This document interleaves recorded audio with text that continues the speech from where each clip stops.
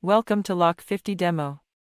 Today we are showing how to get your SDD working again in Windows 10 after an update that prevents it from working. Go to Edge Settings page. Click on Default Browser. Under Options, select Allow. Click Add. Add the following: http://localhost:8080. Add the following: http://localhost:8081.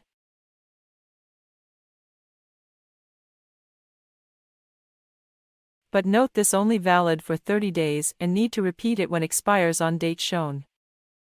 No, restart the Edge browser. Now start SDD.